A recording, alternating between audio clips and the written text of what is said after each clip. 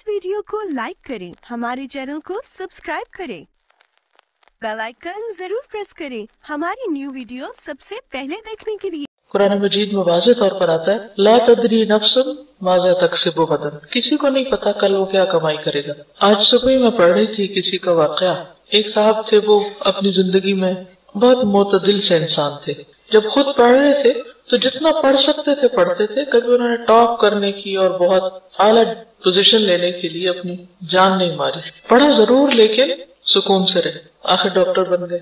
जब शादी हुई तो बहुत ज्यादा खूबसूरत लड़की ढूंढने के पीछे नहीं पड़े, एवरेज अच्छी जो भी माँ बाप ने तलाश की, शादी कर ली। उसके साथ भी बहुत अच्छा निभा किया, एतदाल के साथ रहे। डॉक्टर थे, एक अस्पताल में जॉब मिली, कोई पार्ट टाइम एक्स्ट्रा काम नहीं किया, ज्यादा पैसे कमाने के चक्कर में नहीं पड़े, आराम से काम किया।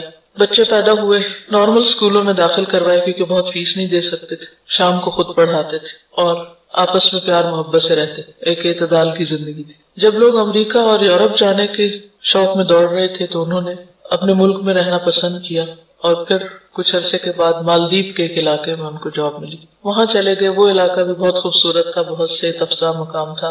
उनकी बीवी और वो मिलकर, बीवी उनके घर के काम काज करती, सब्जियां वगैरह खरीद लाती, खुद बहुत अच्छी तरह ऑनेस्टी के साथ काम किया और इस तरह अपने पेशे में खास महारत हासिल कर ली क्योंकि फोकस थे, एक ही काम पर तवज्जो थी। कुछ अरसे के बाद उन्होंने एक ऐड देखी कि ऑस्ट्रेलिया में एक डॉक्टर की जरूरत है और इलाका ऐसा है कि जहाँ पर कुछ ज्यादा आबादी नहीं है, दूर दराज का इलाका। तो चूंकि पहले ही वो इस तरह की जिंदगी के आदी थे, उन्होंने उसको कबूल कर लिया। जब वहां पर पहुंचे तो ऑस्ट्रेलियन गवर्नमेंट ने देखा कि बहुत ही अच्छे तरीके से वो, यानी बहुत ही अच्छे डॉक्टर हैं और बहुत अच्छी तरह काम कर रहे हैं, तो बहुत मुतासिर हुए उनसे। उन्होंने बहुत सारे इलाके का उनको इंचार्ज बना दिया और तकरीबन 200 एकड़ जमीन भी उनको दे दी और कुछ ही अरसे में वो बहुत ज्यादा मालदार हो गए। बच्चे उनके सब फर्मा बरदार थे क्योंकि बच्चों को उन्होंने तवज्जो दी थी, खुद पढ़ाया था, खुद बीवी ने भी तवज्जो दी थी और एक पुरसुकून जिंदगी बसर की थी कि दुनिया के हवस नहीं थे। यानी दूसरे लफ्जों में आप कहिए कि खौफ और परेशानी और टेंशन फ्री जिंदगी बसर की थी।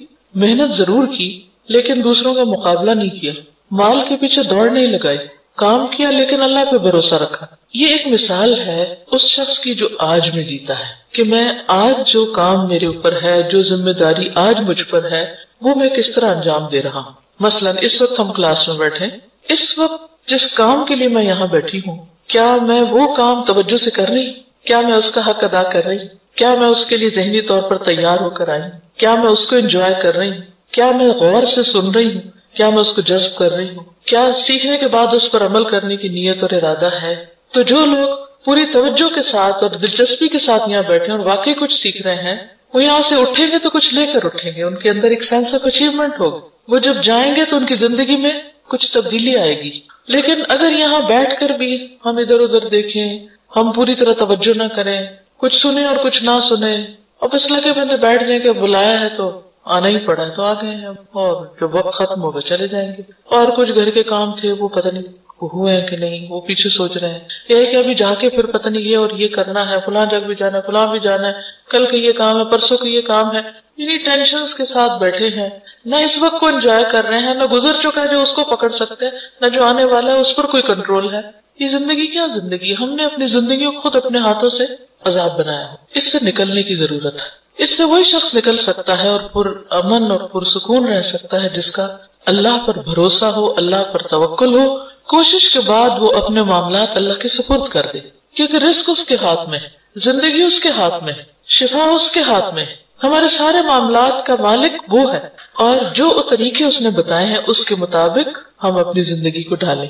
उन तरीकों में कुछ करने के काम है और कुछ उससे लो लगाने की, उसकी इबादत करनी, क्योंकि अल्लाह ने हमें डिजाइन इस तरह किया है कि हम उसकी इबादत करें। और ये दो तरह होती है, एक बराह रास्त उसके आगे झुककर, वैसे हमारी जो बॉडी है वो जानवरों से मुख्तलिफ है, हालांकि उनकी भी टांगे होती, हमारी भी होती, उनके भी सारे सिस्टम्स है, सर्कुलेटरी सिस्टम है, डाइजेस्टिव सिस्टम है, रेस्पिरेटरी सिस्टम है। ये सारे सिस्टम छोटे से छोटे जानवर से लेकर बड़े से बड़े जानवर में होते हैं, लेकिन उनकी साख्त और हमारी साख्त में फर्क है। हमारी जो साख्त है वो उनसे मुख्तलिफ है क्योंकि अल्लाह ने हमें खास काम के लिए बनाया और वो क्या है वो अल्लाह ताला ने खुद बता दिया, वमा खलक़तुल जिन्ना वल इंसा इल्ला लियअबुदून, कि मैंने जिन्न और इंस को अपनी इबादत के लिए पैदा किया है। उस इबादत में सर फहरिस्त नमाज है اس کے لیے آپ دیکھیں کہ ہمارے جو ہاتھ ہیں، مثلا ہم ہاتھ اوپر اٹھاتے ہیں، ہم اٹھا سکتے ہیں، جانور اس طرح ہاتھ نہیں اٹھا سکتے. ہم پورا رکوع کرتے ہیں پھر اٹھ جاتے ہیں، جانور اس طرح نہیں کر سکتے. وہ رکوع میں جو پیدا ہوئے سارا وقت رکوع ہی کر رہے ہیں، اور جو زمین کے ساتھ لگے ہوئے وہیں لگے ہوئے سجدہ کر رہے ہیں. اور کچھ کھڑے ہیں تو وہ اسی طرح ہی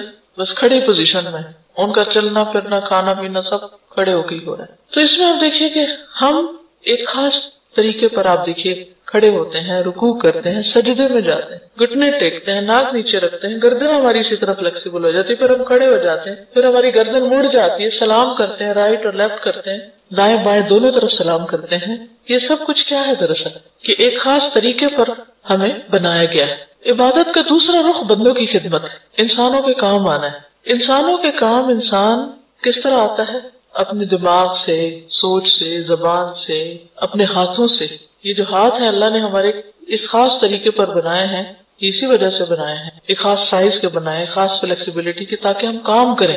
تو فارغ بیٹھنے کے لیے نہیں ہے، کچھ کریں، چاہے وہ لکھیں پڑھیں، چاہے آپ کھانا بنائیں، روٹی بنائیں، جھاڑو لگائے، کچھ بھی کریں، جو بھی کام آپ نے کرنے ہیں. وہ یہ سب اس لیے ہے، بیکار بیٹھ جانے کے لیے نہیں ہے، ہم یہ سوئے رہنے کے لیے نہیں بنائے گئے ہیں. تو ان سب طریقوں سے انسان جب اللہ کی مرضی کے مطابق کام کرتا ہے تو وہ عبادت کر رہا ہوتا ہے، اپنی زندگی کا ایک مقصد پورا کر رہا ہوتا ہے. زندگی آج کی زندگی ہے، اس وقت کی زندگی، اس وقت میں زندہ ہوں، یہی میری زندگی ہے. جب یہ نہیں رہے گی تو کچھ بھی نہیں رہے گا، ساری سوچیں دھری کی دھری رہ جائیں. اس لیے ضروری ہے کہ اس وقت سے میں فائدہ اٹھا لوں، اپنے آج سے فائدہ اٹھا لوں، اس لمحے سے فائدہ اٹھا لوں، اس کو خوبصورت بنا لوں، اس کو موسٹ پروڈکٹیو بنا لوں، یہ بیکار نہ گزرے. اس کے لیے ہمیں یہ دیکھنا ہے کہ کس وقت میں کرنے کا کیا کام ہے. سب سے پہلے ہمیں اگر اپنا ٹائم ٹیبل بنانا ہے ڈیلی، مثلا ایک دن کی پلاننگ کرنی ہے، تو سب سے فرسٹ اینڈ فورموسٹ ہمیں یہ دیکھنا ہوگا کہ فرائض کیا ہیں ہمارے، ان کو فل کر لیں. مثلا نمازیں سب سے پہلا فرض ہے. اب اس کے لیے ہمیں کتنے بجے اٹھنا ہے؟ یہ تو نہیں 7 بجے اٹھنا، 7 بجے تو نماز چلی جائے گا، آپ نے اپنا فرض مس کر دیا، تو آپ کا تو ٹائم پروڈکٹیو نہیں، آپ کے تو دن کا آغاز ہی غلط ہوا.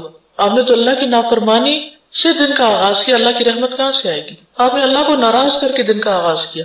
تو بہت ضروری ہے کہ ہم جب ٹائم ٹیبل بنائیں تو پہلے اپنے مارک کر لیں، مارننگ، ظہر، عصر، مغرب، عشاء. اب باقی کام ان کے آس پاس کر لیں. بندوں میں ہماری ذمہ داری کون کون ہے؟ ہمارے بچے ہیں یا ہمارے اسٹوڈنٹس ہیں یا ہمسائے ہیں یا کون ہے، جو بھی کوئی ہے، ان کے طرف سے ہمارے اوپر کیا ذمہ داری ہے. اس میں بچے ہیں تو ان کو کھلانا پلانا سلانا جگانا اسکول بھیجنا پڑھانا، یہ ساری چیزیں، کیونکہ وہ آپ ہی کی ذمہ داری. کلکم راعٍ وکلکم مسئول عن رعیتہ، ہر شخص نگران ہے، ہر شخص ذمہ دار ہے، ہر ایک سے اس کی رعایا کے بارے میں پوچھا جائے گا. ان کو میں نے کیا کیا کہاں کہاں ٹائم دینا. اگر ماں باپ آپ کی ذمہ داری ہے تو ان کے بارے میں سوچ لیجیے. پھر اس طرح شوہر ہے، شوہر کے لیے بیوی ہے، اس بیوی بچوں کے لیے کمانا کھلانا پلانا، یہ ساری چیزیں، یہ سارے ملا جلا کے ہمارے روز مرہ کے ٹاسک سے ایک لمبی لسٹ بن جاتی ہے. یہ سارے ٹاسک لکھے ہوئے ہونے چاہیے اور اپنے آپ کو چیک کرتے رہنا چاہیے. کیا میری عبادات پوری ہیں؟ کیا میرے فرائض پورے ہیں؟ ذمہ داریاں جو بندوں کی پوری ہیں؟ پھر اگر ہم ایک ٹیچر ہیں تو اس اعتبار سے ہمارے اوپر کیا ذمہ داریاں عائد ہوئی ہیں، اس کے لیے ہمیں اپنے آپ کو پریپیئر کرنا چاہیے. اگر ہم کہیں کام کرتے ہیں، کوئی اور جاب کرتے ہیں، کچھ بھی کرتے ہیں، اس کے بارے میں ہمیں پتہ ہونا چاہیے کہ ہم نے کیا کرنا ہے. تو کیا کرنا ہے، کیوں کرنا ہے، کب کرنا ہے، کیسے کرنا ہے، کتنا کرنا ہے، یہ معلوم ہونا بے حد ضروری ہے. تو کیا کہ تو آپ لسٹ بنا لیں، ٹاسک سارے، کیا کرنا ہے، کیوں کرنا ہے، کوئی بھی کام کیوں کر رہے ہیں آپ، اور پھر کتنا کرنا ہے مجھے. کیونکہ کام تو اتنے ہوتے ہیں بعض اوقات کہ آپ اگر ساری رات بھی لگ رہے ہیں سارا دن بھی تو ختم نہیں ہو سکتے، مگر ان کو سٹاپ لگانا ہے نا، آگے نماز کا وقت آ رہا ہے، ان کو سٹاپ لگانا ہے کہ آگے کوئی اور چیز آ رہی، تو اس کو پھر آپ اسی کے مطابق ہی ڈیوائڈ کرتے ہیں. تو سارے کیا کرنا ہے، کیوں کرنا ہے، کتنا کرنا ہے، کب کرنا ہے، یہ پتہ ہونا چاہیے. یہ نہیں کہ نماز کے وقت میں آپ کھانا پکانے لگ جائیں اور سونے کے وقت میں آپ بیٹھ کے ٹی وی دیکھتے رہیں اور جب پھر نماز کا وقت ہو تو آپ پھر سو جائیں. یہ نہیں ہو سکتا. یہ پھر آپ نے آج کا دن ضائع کر دیا اس کی تقسیم غلط کر کے اوقات کی. کیا کرنا ہے، کیوں کرنا ہے، کتنا کرنا ہے، کب کرنا ہے اور کیسے کرنا ہے. جس شخص کو یہ پتا ہو کہ کوئی کام میں نے کیسے کرنا ہے، وہ بہت اچھی طرح امن کے ساتھ زندگی بسر کر لے. اب یہاں سے شروع ہوتا ہے، کیسے سے شروع ہوتا ہے، علم. اس کے لیے علم حاصل کرنا ضروری ہے. مثلا نماز پڑھنی تو کیسے پڑھنی ہے، کیا کیا کرنا ہے مجھے اس میں، تو کیسے کے لیے جاننا ضروری ہوتا ہے، یعنی علم حاصل کرنا ضروری ہوتا ہے. حتیٰ کہ اللہ سبحانہ و تعالیٰ فرماتے ہیں قرآن مجید میں فَعْلَمْ أَنَّهُ لَا إِلَهَ إِلَّا، جان لو، علم حاصل کرو کہ اس کے سوا کوئی معبود نہیں. اس کو بھی جاننا ضروری ہے، اس کا بھی علم حاصل کرنا چاہیے کہ وہی کیوں معبود ہے، کوئی اور کیوں نہیں ہو سکتا، کیا اس کا کوئی پارٹنر ہے، شریک ہے، یا صرف وہی ہے، یہ بھی ہمارے جاننے کی بات ہے۔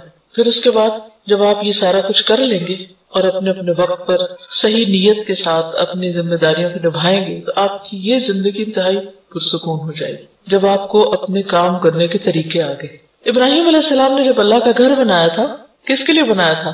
اللہ تعالیٰ نے فرمایا کہ میرے گھر کو طواف کرنے والوں کے لیے وطہر بیتی للطائفین والرکع السجود تک، تو ان سب کے لیے صاف رکھو گھر۔ لیکن ساتھ ہی انہوں نے ایک دعا مانگی تھی، وَأَرِنَا مَنَاسِكَنَا، کہ اللہ ہمیں ہمارے مناسک عبادت کے طریقے ہمیں سکھا دے۔ یہاں سے علم کی ضرورت محسوس ہوتی ہے انسان کو، کہ سیکھ کے کرتا ہے انسان، ہر چیز سیکھنے کی ضرورت ہوتی ہے، حتیٰ کہ کھانا پینا بھی، یعنی صرف کھانا، خود کھانا ہے، آپ نے اپنا پیٹ بھرنا ہے، وہ کھانے کا طریقہ بھی آنا چاہیے آپ کو، یہ کیسے کھانا ہے۔ آپ نے دیکھا کہ کچھ لوگوں میں کھانے کے مینرز بالکل نہیں ہوتے، بہت کچھ پڑھ لے کے جاتے ہیں لیکن ان کو طریقہ نہیں آتا کھانے کا، چبانے کا طریقہ نہیں آتا، کھانے کا نہیں آتا، اور بھی اسی طرح۔ تو ان میں اور جانور میں فرق کوئی نہیں رہ جاتا نا۔ اب جانور جیسے جگالی کرتے رہتے، اگر انسان بھی ایسے کرتے رہے تو کیا حاصل ہوگا؟ کوئی فرق نہیں رہے گا۔ میرے خیال ہے مائیں اگر لے کے کھڑی ہو جائے نا بچوں کو، یہ بھی سیکھنے کا طریقہ ہے کہ کلاس روم میں بچے کو خاموش کیسے کروانا ہے تاکہ باقی لوگ واقعی سن سکیں، کیونکہ ماں بننا کافی نہیں ہوتا، یہ سیکھنا ضروری ہے کہ بچے کو پالنا کیسے، بچے کو خاموش کیسے کرانا ہے، بچے کو کھلانا کیسے، پلانا کیسے، سلانا کیسے، چپ کیسے کرانا ہے، بلوانا کیسے، یہ سب کچھ بھی سیکھنے سے تعلق رکھتا ہے۔ تو بہرحال بات یہ ہے کہ ہر چیز سیکھنے کی ضرورت ہوتی ہے اور سیکھنے کی بہت فضیلت ہے۔ اب سیکھنے میں بہت سی چیزیں ہم پیسیولی سیکھتے ہیں۔ پیسیولی سیکھنے کا کیا مطلب ہے کہ ہر وقت ہماری یہ کھڑکیاں کھلی ہیں، کان بھی کھلے، آنکھیں بھی کھلے، کچھ چیزیں ہم دیکھ کے سیکھ رہے ہوتے ہیں بغیر کسی انٹینشن کے، خود بخود وہ ہمارے اندر جاری ہے۔ کچھ چیزیں ہم سن رہے ہوتے ہیں، آوازوں سے آ رہی ہوتی ہیں اور ہم سیکھ رہے ہوتے ہیں۔ مثلاً آپ گھر سے نکلے کسی کام سے، رستے میں کوئی میوزک کی آواز سنی، آپ نے کوئی گانا لگا ہوا تھا، کسی نے آپ کو نہیں سکھایا، وہ گانا آپ نے سنا اور تھوڑی دیر کے بعد آپ خود بھی اسی ٹیون میں گانے لگ گئے۔ یہ کیا ہوا آپ کے ساتھ؟ کیا آپ گھر سے گانا یاد کرنے کے ارادے سے نکلے تھے؟ نہیں، لیکن بغیر آپ کے ارادے، نیت کے، وہ آپ کے ازبر ہو گیا، آپ نے سنا اور آپ کو یاد ہو گیا۔ تو اسی طرح کچھ چیزیں انسان نہ چاہتے ہوئے بھی سیکھتا چلا جاتا ہے۔ اس لیے بہت ضروری ہوتا ہے کہ اچھے لوگوں کی کمپنی میں ہو۔ اچھے لوگوں کی کمپنی سے انسان بہت سی چیزیں بغیر کسی تکلیف کے سیکھ جاتا ہے، صرف دیکھ دیکھ کے سیکھ جاتا ہے، سن سن کے سیکھ جاتا ہے۔ تو اچھی کمپنی میں ہونا جو ہے یہ اللہ تعالیٰ کی ایک بہت بڑی رحمت ہے، بہت بڑی نعمت ہے۔ اور پھر اس کے بعد انسان نیت، ارادے اور کوشش کے ساتھ سیکھے۔ تو آپ سب اپنی ایک لسٹ بنائیں کہ آپ کو ابھی تک کیا کیا نہیں آتا جو آپ کو آنا چاہیے۔ مثلا اللہ نے ہم کو اپنی عبادت کے لیے پیدا کیا لیکن ہمیں عبادت کرنی نہیں آتی، ہمیں نماز پڑھنی نہیں آتی، ہمیں زکوٰۃ دینے کا طریقہ ہی نہیں پتا، ہم کوئی بھی راہ چلتے ہیں اس سے کچھ پوچھ لیتے ہیں، اس سے وہ کچھ بتا دیتا ہے، وہ کچھ، پھر دونوں کی کنفیوژن، پھر کہتے ہیں چھوڑو پر اس کام کو کیا کرنا۔ لیکن جو فرائض ہے تو پوچھ ہوگی، آپ نہیں کریں گے تو پوچھ ہوگی، غلط کریں گے تو پوچھ ہوگی، لہٰذا سیکھنا ضروری ہے۔ تو ایک تو آپ اپنے ضرور لسٹ بنائیں کہ ابھی تک آپ کو کیا کیا نہیں آتا، جو آپ کو ایک بنیادی طور پر اپنی ذات کا خیال رکھنے، اپنے بچوں کا خیال رکھنے، اپنے گھر کا، اپنے انوائرمنٹ کا، اور جس کام کے لیے آپ پیدا ہوئے اللہ کی عبادت کا، وہ آنا ہی چاہیے۔ اگر وہ نہیں آئے تو آپ نے اپنی زندگی گنوا دی، چاہے آپ ڈھیروں کتابیں پڑھ جائیں۔ اسی لیے آپ نے دیکھا ہوگا کہ بعض اوقات کچھ لوگ بہت ہائیلی ایجوکیٹڈ ہوتے ہیں، بڑی ڈگریوں کے مالک ہوتے ہیں، لیکن ان کی گھریلو زندگی جہنم ہوتی ہے۔ ان کو آپس میں نباہ نہیں کرنا آتا، ہسبینڈ وائف کو نباہ نہیں کرنا آتا، بچوں سے بات نہیں کرنی آتی، ان کی بات نہیں سمجھتے، کہنے کو بہت پڑھے لکھے، یہ پڑھا لکھا کیا فائدہ دیتا ہے اگر ایک انسانوں کے ساتھ ڈیلنگ ہی نہیں آتی انسان کو۔ دوستوں کو بھی دشمن بنا لیتے ہیں، اپنے خیر خواہوں کی بھی قدر نہیں پہچانتے، کبھی شکر گزار ہی نہیں ہوتے، پتہ ہی نہیں ہے کہ یہ بھی کرنے کا کام ہے۔ ویسے بہت انٹیلیجنٹ ہیں، ویسے بڑے بڑے کارنامے کرتے ہیں، لیکن بنیادی اخلاق کا نہیں پتا۔ تو یہ بھی سیکھنے کی بات ہے۔ تو سیکھنے کو تو بہت کچھ ہے، اور اس کے لیے آپ کو باقاعدہ اپنے ٹائم ٹیبل میں ایک حصہ بنانا ہوگا، سیکھنے کے لیے ایک طریقہ اختیار کرنا ہوگا۔ تو بات یہ ہو رہی تھی کہ سیکھنے کو تو بہت کچھ ہے، لیکن کچھ چیزیں ایسی ہیں جنہیں پرائرٹی پر سیکھ لینا چاہیے۔ انہیں میں سے وہ دعائیں ہیں جو ہم اپنی حفاظت کے لیے پڑھتے ہیں، کہ ہم میں سے ہر شخص کسی نہ کسی دل کے گوشے میں اس کے خوف بیٹھا ہوا ہے کہ ہاں یہ چھت نہ مجھ پہ آ گرے، کہیں کبھی خیال آیا کہیں میں پھسل نہ جاؤں، کہیں چور نہ آ جائے، کبھی اندھیرے سے ڈر لگتا ہے، کبھی کسی چیز سے، کبھی ڈر لگتا ہے۔ ہر شخص کو کسی نہ کسی چیز سے ضرور ڈر لگتا ہے، اس کو کہتے ہیں، پھر اس کو نام دے دیتے فوبیا۔ بہرحال جو مرضی نام دے دے، لیکن ڈر تو اپنی جگہ ہے ہی، اس سے تو انکار نہیں کیا جا سکتا۔ خصوصاً کچھ کھونے کا، کچھ ضائع ہونے کا، کچھ ہاتھ سے نکل جانے کا، یہ ڈر بہت ہوتا ہے ہم لوگ، پتہ نہیں کیا ہوگا. تو اس کے لیے ہمیں ایک بہترین چیز سکھائی گئی ہے اور وہ ہے آیت الکرسی. آیت الکرسی یہ اس آیت کا نام ہے. آیت الکرسی جو ہے یہ قرآن مجید کی آیات میں سے بہت ہی افضل آیت ہے، بہت بلند درجے کی آیت ہے. جیسے سورتوں کے نام ہے نا، اسی طرح کچھ آیتوں کے بھی نام ہیں. اللہ سبحانہ وتعالیٰ نے آدم علیہ السلام کو مختلف چیزوں کے نام سکھائے تھے، اور کسی بھی شخص کے صاحب علم ہونے کی علامت ہی ہوتی ہے کسی بھی فیلڈ یا فن میں کہ اس کو اس خاص علم سے متعلق چیزوں کے نام آتے ہوں. مثلاً آپ قرآن کے طالب علم ہیں اور آپ کو سورتوں کے نام ہی نہیں آتے، کیا جانا آپ نے. اسی طرح مثلاً آپ باٹنی پڑھ رہے ہیں اور اپنے انوائرنمنٹ میں ارد گرد پودوں کے نام ہی کو نہیں آتے، گھاس کی قسموں کا ہی نہیں پتا، درختوں کے نام نہیں آتے. اب ہر شخص کے لیے ہر علم کی ہر چیز سیکھنا تو فرض نہیں ہے، لیکن کم از کم جو علم آپ پڑھ رہے ہیں اس کے متعلقہ چیزوں کے نام آنا ضروری ہے. کئی لوگ ایسے ہوتے ہیں کہ وہ لوگوں کے بیچ میں سالوں رہ رہے ہوتے ہیں، ان کو آس پاس لوگوں کے نام ہی نہیں آتے.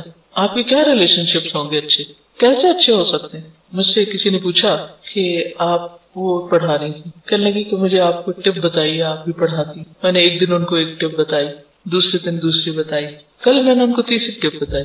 تیسری ٹپ یہ تھی کہ اپنے گروپ کو جس کو آپ پڑھا رہے ہیں اس کی تمام اسٹوڈینٹس کے نام یاد کریں اور اسٹوڈینٹس کو ناموں سے بلائیں. کہنے یہ تو بہت ہی مشکل ہے، چھوٹا سا گروپ ہے، نہیں تو بہت ہیوج کلاس ہے، اس میں تو ہوتی ہے obviously مشکل، لیکن میں پوری کوشش کروں گی. میں نے کہا اس سے آپ فرق جانے گی کہ اسٹوڈنٹ اور ٹیچر کا جب تک کنیکشن نہیں ہوتا تو علم پاس نہیں، وہ صرف انفارمیشن ہو، آپ سیکھ نہیں سکتے اگر آپ کو پتہ نہیں آپ آس پاس کون بیٹھا ہوا ہے، وہ کیا کر رہا ہے. اور ان کو میں نے اتفاق سے یہی حدیث دلیل کے طور پر دی کہ حضور صلی اللہ علیہ وسلم نے ابی ابن کعب کو شاباش دی تھی کہ تمہیں علم مبارک ہو اے ابو المنذر.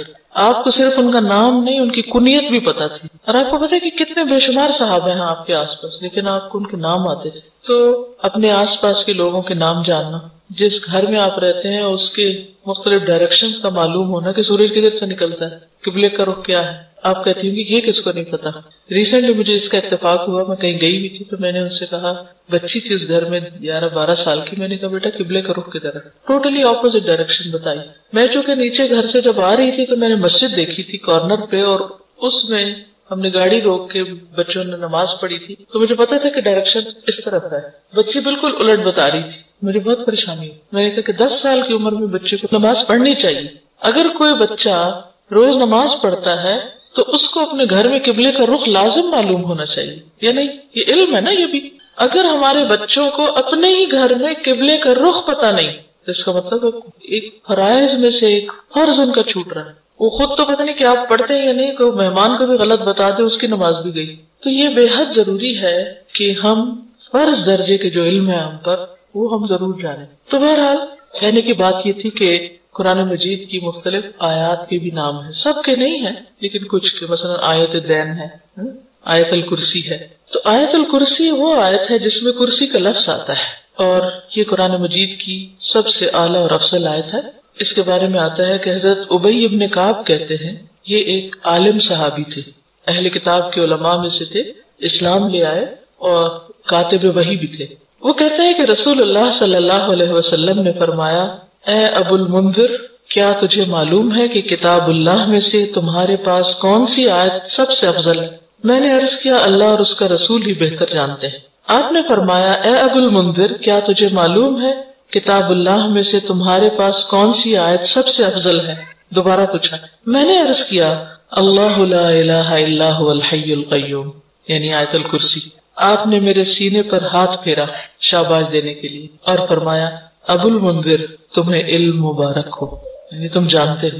اس ایک حدیث کے اندر بہت کچھ ہے سیکھنے کے لیے. مثلا سب سے پہلے تو نبی صلی اللہ علیہ وسلم کا طریقہ تعلیم معلوم ہوتا ہے کہ آپ نے اپنے صحابی کو سوال کیا، یہ نہیں کہا کہ میں تمہیں بتاتا ہوں. ہمیں تو کوئی بات پتا ہو تو ہم کیا کہتے ہیں، ادھر میں تمہیں بتاؤں. لیکن آپ نے پوچھا. کیوں پوچھا؟ کہ اگر انہیں پہلے سے معلوم ہے تو اس سے کیا ہو، سوال کرنے سے ایک تو ایک انٹریکشن ہوتی ہے، دوسرے کو اہمیت بھی دی جاتی ہے، اس سے ایک تعلق پیدا ہو جاتا ہے. اور پھر اس کے بعد یہ ہے کہ صحابی کے پارٹ پر یہ بات پتہ چلتی ہے کہ صحابی جو ہیں وہ کہتے ہیں کہ اللہ اور اس کا رسول بہتر جانتے ہیں، حالانکہ پتہ ہے ان کو، لیکن پھر بھی کیا کہتا ہے؟ اللہ اور اس کا رسول بہتر جانتے ہیں. کیوں؟ تاکہ اگر میرے علم سے زیادہ وہاں ہے تو پہلے مجھے وہ مل جائے. میں اگر ایک بات بتا دوں گا جو مجھے پتا تو ہو سکتا ہے کہ مجھے اگلی چیز نہ پتا ہے. لیکن حضور صلی اللہ علیہ وسلم بھی محسوس کر رہے ہیں کہ ان کو معلوم ہے، شاید یہ جھجک رہے ہیں یا اس کا مظاہرہ کر رہے ہیں. آپ دوبارہ پوچھتے ہیں اور اسی ٹون میں پوچھتے ہیں، اے ابو المنذر، کیا تمہیں معلوم ہے کہ کتاب اللہ میں سے سب سے افضل آیت کون سی ہے؟ تو پھر اس پر وہ جواب دیتے ہیں، میں نے عرض کیا اللہ لا الہ الا هو الحی القیوم. پھر آپ سینے پہ ہاتھ پھیرتے ہیں، اس طرح تھپکی دیتے ہیں. اس کا مطلب ہے کہ وہ قریب بیٹھے ہوئے ہیں، ریچ میں ہے آپ کی. ہو سکتا ہے دور بھی ہو تو بلا کے شاباش دی. تو طالب علم کو تھپکی دینا یا اس پہ ہاتھ پھیرنا یا شاباش دینا اس کی ہمت بندھاتا ہے، اس کو انکریج کرتا ہے، اس کو اور زیادہ علم کا شوق دلاتا ہے. اور پھر آپ فرماتے ہیں کہ تمہیں علم مبارک، شاباش. آپ خوش ہو جاتے ہیں اور دعا دیتے ہیں. اچھا، ہم عام طور پر کسی کو کوئی بات پتا ہو یا کسی کو معلوم ہو تو اس پر اس کی تعریف نہیں کرتے یا اس کی ہمت نہیں بندھاتے، جبکہ استاد کا فرض بنتا ہے کہ اچھا جواب آنے پر، درست جواب آنے پر ضرور کچھ نہ کچھ دعا دے، مثلا بارک اللہ فیکم، شاباش، کوئی بھی اچھا ورڈ، گڈ اسٹروک دے. تو اس حدیث سے پتہ چلتا ہے کہ آیت الکرسی جو ہے یہ سب سے اعلیٰ اور افضل آیت ہے. پھر اسی طرح ایک اور حدیث ہے، حضرت ابن اسقا کہتے ہیں رسول اللہ صلی اللہ علیہ وسلم صفہ میں تشریف لائے. صفہ کیا تھا؟ وہ چبوترا جس پر صحابہ بیٹھ کر پڑھا کرتے تھے، وہیں رہتے تھے، وہیں پڑھتے تھے. تو ایک آدمی نے آپ سے سوال کیا، یا رسول اللہ سب سے زیادہ عظمت والی آیت کون سی ہے؟ آپ نے فرمایا اللہ لا الہ الا هو الحی القیوم، یعنی پوری آیت الکرسی. تو اس سے بھی بات مزید واضح ہو جاتی ہے، اس کو تقویت ملتی ہے کہ یہی آیت سب سے افضل ہے. اب اس آیت کو ایک طرف تو سب سے افضل کہا گیا اور دوسری طرف اس آیت کو حفاظت کا ذریعہ بتایا گیا. اس کے لیے ایک بہت لمبی حدیث ہے، لیکن ایک واقعہ ہے پورا جس سے ہمیں پتہ چلتا ہے کہ آیت الکرسی جو ہے یہ شیاطین کے شر اور فتنوں سے محفوظ رکھتی ہے. انسان کو حفاظت کے لیے سب سے زیادہ جس چیز کی ضرورت ہے وہ اپنے دشمنوں سے حفاظت. دشمنوں میں سب سے بڑا دشمن شیطان، اور شیطان نظر نہیں آتا. باقی دشمن تو اگر کوئی آ رہا ہماری طرف تو ہم بھی جواباً مارنے کے لیے تیار ہیں، مگر جو نظر ہی نہیں آ رہا تو اس کا کیا بنے گا؟ جو نظر نہیں آ رہا اس سے کیسے بچیں گے؟ ہم بچ سکتے، ہم اس کا مقابلہ کر سکتے، پکڑ سکتے ہیں. کیا ماریں گے اس کو؟ مجھے یاد ہے میں چھوٹی سی تھی تو میرے والدین جب کہتے تھے کہ وہ شیطان آ گیا تو ہم کہتے تھے کدھر ہے، میں ڈنڈا اٹھا لیتی کدھر ہے میں اس کو ماروں گی. لیکن ڈنڈے سے تو نہیں مار سکتے شیطان کو آپ. ہاں آیت الکرسی پڑھیں تو اس پہ ڈنڈا ضرور پڑے گا، لیکن اگر آیت الکرسی ٹھیک ہی نہیں آتی آپ کو تو اس کا کیا اثر ہوگا؟ تو صحیح تلفظ بھی آنا چاہیے اور اس کو پڑھنا بھی چاہیے اور اس کا معنی بھی جاننا چاہیے اور اس کی فضیلت بھی معلوم ہونی چاہیے. اور یہ وہ علم ہے جس پر آپ صلی اللہ علیہ وسلم نے شاباش دی تھی. تو اگر آپ کو بھی یہ پتہ چل جائے گا تو وہ شاباش صرف ان کے لیے نہیں پھر آپ سب کے لیے بھی. بہرحال حدیث ہے، حضرت ابو ہریرہ سے روایت ہے، مجھے رسول اللہ صلی اللہ علیہ وسلم نے صدقہ فطر کی حفاظت کے لیے محافظ مقرر کیا، گارڈ بنایا. اس دوران میں ایک شخص آیا اور اس نے غلہ سے لپیں بھر بھر کر نکالنی شروع کر دی، یعنی وہاں سے نکالنا شروع کر دیا. میں نے اسے پکڑ لیا اور کہا میں تجھے ہر صورت میں رسول اللہ صلی اللہ علیہ وسلم کے پاس لے جاؤں گا، تم چور ہو. وہ کہنے لگا میں محتاج آدمی ہوں، بال بچے دار ہوں، سخت ضرورت مند ہوں، لہٰذا معاف کر دو. چنانچہ میں نے اسے چھوڑ دیا. صبح ہوئی تو رسول اللہ صلی اللہ علیہ وسلم نے دریافت فرمایا ابو ہریرہ گزشتہ رات تمہارے قیدی کا کیا بنا؟ کیونکہ آپ کو وحی کے ذریعے خبر ہو چکی تھی. میں نے عرض کیا یا رسول اللہ صلی اللہ علیہ وسلم اس نے اپنی شدید حاجت کا اظہار کیا، بال بچوں کا شکوہ کیا، میں نے اس پر رحم کیا، اسے چھوڑ دیا. آپ نے فرمایا خبردار رہنا، اس نے جھوٹ بولا، وہ پھر آئے گا. مجھے آپ کے فرمان کی وجہ سے یقین تھا کہ وہ ضرور آئے گا، لہٰذا میں گھات میں بیٹھ گیا کب آتا ہے اور چکنا ہو گیا. وہ آیا اور غلے میں سے پھر لپیں بھرنے لگا. میں نے پکڑ لیا. میں نے کہا اب تو میں تمہیں ضرور حضور صلی اللہ علیہ وسلم کی خدمت میں لے جاؤں گا. اس نے کہا مجھے چھوڑ دو، میں غریب ہوں، عیالدار ہوں، آئندہ نہیں آؤں گا. میں نے رحم کھاتے اسے پھر چھوڑ دیا. صبح ہوئی تو رسول اللہ صلی اللہ علیہ وسلم نے دریافت فرمایا اے ابو ہریرہ تمہارے قیدی نے کیا کیا؟ میں نے عرض کیا یا رسول اللہ صلی اللہ علیہ وسلم اس نے اپنی شدید ضرورت کا شکوہ کیا، عیالداری یعنی اپنی غربت کا واسطہ دیا، مجھے رحم آ گیا لہٰذا میں نے اسے پھر چھوڑ دیا. آپ نے فرمایا خبردار رہنا، اس نے تجھ سے جھوٹ بولا ہے، وہ پھر آئے گا. چنانچہ میں تیسری بار اس کی گھات میں بیٹھ گیا. وہ آیا اور پھر غلہ کے لب بھرنے لگا. میں نے اسے پکڑ لیا. یہ تیسری بار ہے. اب میں تمہیں ضرور حضور صلی اللہ علیہ وسلم کے پاس لے جاؤں گا. ہر بار تو وعدہ کرتا نہیں آؤں گا لیکن پھر آ جاتا. اس نے کہا اچھا میں تمہیں ایسے کلمات بتاتا ہوں جن سے اللہ تجھے فائدہ دے گا لیکن اس کے بدلے مجھے چھوڑ دو. یعنی اسے ہوا نا کہ اب تو میں پکڑا گیا تو کچھ دے کے چھوٹنا پڑے گا. میں نے پوچھا وہ کیا کلمات ہیں, کون سا کلام ہے, کون سا وظیفہ ہے کہ جسے پڑھ کے میں اپنے چور سے بچ سکتا ہوں, یعنی یہ چور واپس نہ آئے. اس نے کہا جب تو رات سونے کے لیے اپنے بستر پہ آئے تو آیت الکرسی پڑھ لیا کر. ایک فرشتہ ساری رات تیری حفاظت کرے گا, ساری رات فرشتہ تیری حفاظت کرے گا, صبح تک شیطان تیرے پاس نہیں آئے گا. یہ سن کر میں نے اسے پھر چھوڑ دیا. صبح ہوئی تو رسول اللہ صلی اللہ علیہ وسلم نے دریافت کیا, ابو ہریرہ کل رات تیرے قیدی نے کیا کیا؟ میں نے عرض کیا یا رسول اللہ, اس نے کہا میں تجھے ایسے کلمات سکھاتا ہوں جن سے اللہ تجھے نفع پہنچائے گا. چنانچہ اس کے بتانے پر میں نے اسے چھوڑ دیا. آپ نے دریافت کیا وہ کیا کلمات ہیں؟ میں نے عرض کیا اس نے بتایا کہ جب تو رات اپنے بستر پر آئے تو اول سے آخر تک آیت الکرسی پڑھ لے. اللہ کی طرف سے ایک فرشتہ رات بھر تیری حفاظت کرے گا اور شیطان تمہارے قریب نہ آئے گا. صحابہ کرام چونکہ خیر و بھلائی کے زیادہ حریص تھے اس لیے آپ نے حضرت ابو ہریرہ کو کچھ نہیں کہا بلکہ فرمایا ہاں اس نے تجھ سے سچی بات کہی لیکن وہ خود جھوٹا ہے. تجھے معلوم ہے 3 راتوں سے تمہارے پاس کون آ رہا تھا؟ حضرت ابو ہریرہ نے عرض کیا نہیں. آپ نے فرمایا وہ شیطان تھا. یہ صحیح بخاری کی روایت ہے. تو اس حدیث سے کیا پتہ چلتا ہے؟ ساری رات تمہاری حفاظت کرے گا ایک فرشتہ, اللہ بھیج دے گا, شیطان تمہارے پاس نہیں آئے گا, پھر وہ ڈرائے گا نہیں, پھر صبح کی نماز میں اٹھنے میں آسانی ہو جائے گی. بہت سارے فائدے ہیں اس کے. اور اگر ہم فوت ہو گئے رات کو, کیونکہ رات کو فوت بھی ہو سکتا ہے انسان, کئی لوگوں کو آپ نے سنا ہوگا کہ وہ رات سوئے تو اٹھے نہیں, تو کم از کم فرشتے ہمارے آس پاس میں, شیطان تو نہ ہوں. تو اس کے بہت فائدے ہیں. تو سب سے بڑا فائدہ کیا ہے کہ حفاظت. اسی لیے اس کارڈ میں حفاظت کی دعاؤں میں سب سے پہلی دعا آیت الکرسی رکھی گئی ہے. اور اس میں کرنا کیا چاہیے کہ ویسے تو ہر نماز کے بعد پڑھنی چاہیے لیکن صبح اور شام ایک دفعہ اگر انسان پڑھتا ہے تو جنوں سے محفوظ رہتا ہے. ٹھیک ہے, خصوصی طور پر جو جنوں کا کتنا ڈر ہوتا ہے, جن چمٹ جائیں گے, وہ پتہ نہیں کیا ہو جائے گا, تو بس آیت الکرسی پڑھ لیں. جو ہی شام ہونے لگے آیت الکرسی پڑھ لیں, صبح نماز کے بعد پڑھ لیں, محفوظ ہیں آپ انشاءاللہ. ایک اور حدیث میں ہے ابی ابن کعب اپنے باپ سے روایت کرتے ہیں کہ ان کے کھجوروں کے کھلیان تھے, کھیت تھے, باغ تھے, تو وہ اس میں کمی دیکھتے کہ کھجوریں کم ہو رہی ہیں, لگتا ہے کوئی چور ہے. تو ایک رات انہوں نے چور کو پکڑ لیا. وہ ایک جانور سے مشابہ ایک نوعمر لڑکا تھا لڑکا لیکن جانور جیسی شکل. انہوں نے اس کو سلام کیا تو اس نے جواب دیا. انہوں نے کہا تم کون ہو, جن یا انسان؟ اس نے کہا میں جن ہوں. انہوں نے کہا اپنا ہاتھ میری طرف بڑھاؤ, تو اس نے ہاتھ بڑھایا. اس کا ہاتھ کتے کے ہاتھ کی طرح تھا, اس کے بال کتے کے بال کی طرح تھے. انہوں نے پوچھا کیا اس طرح جنوں کی تخلیق ہوتی, نہیں تم لوگوں کی شکل اس قسم کی ہے؟ اس نے کہا میں یہ جانتا ہوں کہ جنوں میں مجھ سے زیادہ شدید اور کوئی نہیں, سخت جن ہوں. انہوں نے کہا تم میرے پاس کیوں آئے ہو؟ اس نے کہا مجھے خبر ملی ہے کہ تم صدقہ کرنا بہت پسند کرتے ہو, تو میں تمہارے کھانے میں سے اپنا حصہ لینے آیا, میں نے تمہارے کھیت میں سے اپنے لیے کچھ نکالنے آیا. انہوں نے کہا کیا چیز تم سے بچا سکتی؟ اس نے کہا وہ آیت جو سورۃ البقرہ میں ہے, اللہ لا الہ الا هو الحی القیوم, جو کوئی اسے رات کو پڑھے گا وہ صبح تک مجھ سے پناہ میں رہے گا, اور جو صبح پڑھے گا وہ رات تک مجھ سے پناہ میں رہے گا.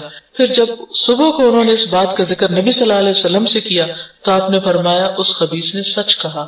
یہ حدیث المعجم الکبیر طبرانی میں روایت ہے, اس کی جلد اول صفحہ 201, حدیث نمبر 541 ہے. تو اس سے بھی کیا پتہ چلتا ہے کہ جنوں سے انسان محفوظ رہے. مطلب اوورآل جو فرشتے آپ کے ساتھ ہوں تو اور چیزوں سے بھی بچتے. آپ کو معلوم ہے کہ چوٹ لگ رہی ہو, کچھ اور شر وغیرہ جو ہوتا ہے, لیکن خصوصی طور پر دیکھیے جو چیزیں تو ہمیں نظر آتی ہیں نا ان کو تو ہم پھر بھی روک لیتے ہیں. آگ ہے تو بند کر دیں گے, کوئی زہریلی چیز ہے تو اوپر رکھ دیں گے, مطلب مادی چیزوں کو انسان ان سے بچ کے رہتا ہے. کوئی چیز دیکھتا ہے کہ شیشہ پڑا ہے, کچھ کیل پڑا ہے, تو بچ کے گزر جاتا ہے. شیطان آپ کے اوپر حاوی ہو رہا ہے, جن کو آپ کو تنگ کرنے لگا تو آپ کو تو پتہ بھی نہیں کہ کیا ہو رہا ہے. وہ تو قرآن مجید میں آتا ہے انہ یراکم هو وقبیلہ من حیث لا ترونہم, ٹھیک ہے نا, وہ اور اس کا قبیلہ تمہیں وہاں سے دیکھتے ہیں جہاں سے تم انہیں نہیں دیکھ سکتے.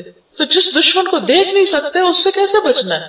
یہ آیت حفاظت کے لیے. پھر اسی طرح ہر فرض نماز کے بعد آیت الکرسی پڑھنے سے انسان جنت میں داخل ہو, کیونکہ یہ افضل آیت ہے, اس میں اللہ سبحانہ وتعالیٰ کا تعارف ہے.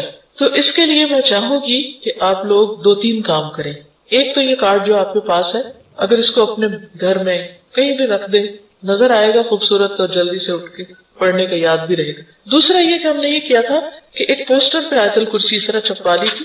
یہ پوسٹر آپ کہیں اپنے گھر میں ایسی جگہ لگا لیں کہ جہاں آپ مس نہ کریں صبح شام اس کو پڑھیں. جیسے نماز جہاں پڑھتے ہیں اس کے بھی سامنے کہیں لگا سکتے ہیں تاکہ عادت ہو جائے فرض نماز کے بعد پڑھنا. اسی طرح ہم نے ریپیٹڈلی ریکارڈ کروا کے کیسٹس بھی تیار کی ہوئی ہیں کہ جیسے بچوں کو سکھانی ہے خود صحیح تلفظ کرنا تو سنتے رہے, لگا چھوڑے وہ ریپیٹ ہوتی رہے گی ایک قاری کی آواز میں دوسری تیسری, تو اس سے بھی کیا ہے کہ انسان کا گھر جو ہے ہر طرح کے شر سے خالی ہو جاتا ہے. یعنی یہ جو ہے یہ ریپیٹڈلی. اس میں نے اس آیت کی تفسیر کی ہوئی ہے, اس آیت کا مطلب کیا ہے. اس کے علاوہ ایک اور ٹائم پر بھی میں نے اس کی تفسیر دوبارہ کی ہے جو انٹرنیٹ پہ موجود ہے. تو آپ لوگوں کا ہوم ورک یہ ہے کہ آپ چاہے تو کیسٹ لے کر یا انٹرنیٹ سے یا کہیں سے بھی اس کی تفسیر سن لیں. انشاءاللہ اگر اگلے ہفتے ملاقات ہوئی تو میں آپ سے پوچھوں گی اس آیت کا مطلب کیا ہے, اور پھر جو مطلب آپ کو سمجھ نہیں آیا ہوگا وہ میں آپ کو سکھاؤں گی, کیونکہ میں یہ پہلے میرے خیال ہے کم از کم 2 دفعہ تو پراپر اس کی تفسیر کر چکی ہوں. اور جو ریگولر تعلیم القرآن کا کورس ہوتا ہے اس میں تو خیر تفسیر موجود ہی ہے, لیکن چونکہ اس وقت ٹائم ہی اتنا ہے کہ میں اس کی وضاحت آپ کو کر نہیں سکتی, تو انشاءاللہ نیکسٹ ویک پھر اس کو کنٹینیو کریں گے. تو ہوم ورک اپنا نوٹ کر لیجئے.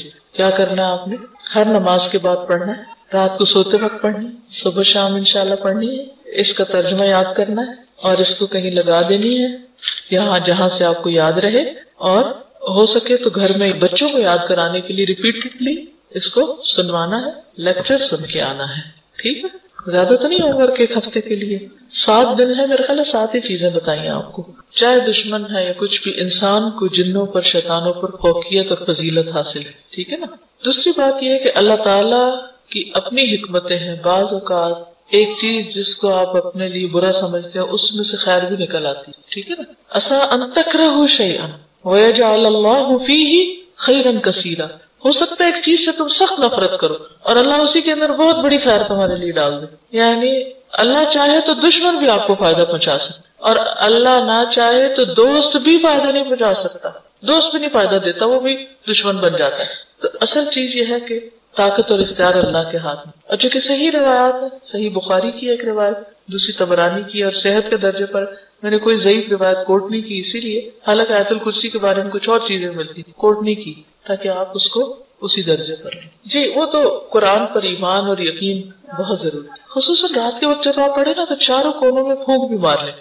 انشاءاللہ اگر یہ سلسلہ چلا تو پھر آپ کو اور چیزیں میں بتاؤں گی, جیسے نبی صلی اللہ علیہ وسلم رات کو سوتے ہوئے کل پڑھ کر اپنے جسم کے اوپر پھیرنے. اب جتنے بھی وائرسز ہیں وہ جب اٹیک کرنے لگے تو ان کو آگے سے ایک دیوار ملے گی, کیونکہ آپ نے اپنے آپ کو حصار کیا ہوا, قلعے میں ہیں آپ. اللہ کا ذکر تو ویسے انسان کو قلعے میں کر دیتا ہے, تو پھر آپ اتنے بہادر ہو جائیں گے کسی چیز سے ڈر نہیں لگے گا, اکیلے ہونے سے بھی نہیں لگے گا. ٹھیک ہے. اللہ کے سوا کوئی معبود نہیں, وہ زندہ اور قائم رہنے والا ہے, اسے نہ اونگ آتی ہے نہ نیند. اسی کے لیے ہے جو آسمانوں اور زمین میں ہے.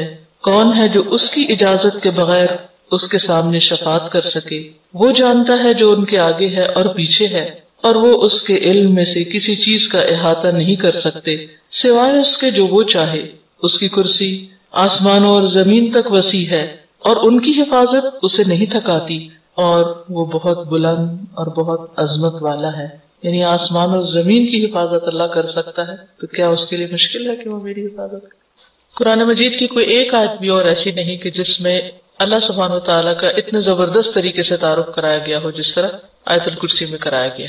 ایک آیت ہے جس کے 10 جملے ہیں, یعنی کہ اس میں ایک طرح سے 10 میننگ آپ کہیں, اور مختلف آیات کے اندر یہ معنی پائے جاتے ہیں, لیکن ایک جگہ اکٹھے نہیں ہے. یہ اسے ہر نماز کے پڑھنے کے بعد کی بھی فضیلت آئی ہے. خصوصی طور پر وہ حدیث یاد ہے آپ کو جس میں شیطان کا کچھ ذکر ہے, وہ چوری کر رہا تھا تو آپ کے پاس وہ شکایت لے کر آیا تھا, تب وہ رہا 1 رات 2 رات, پھر آخری دن شیطان نے خود ہی بتایا کہ جو شخص یہ آیت پڑھ لے پھر اس کو نقصان نہیں ہوگا, یعنی اس کا مال چوری نہیں ہوگا, اس کو کسی اور طریقے سے شیطان تکلیف نہیں دے گا. آج ہم آیت الکرسی کے الفاظ کے اوپر غور کریں گے.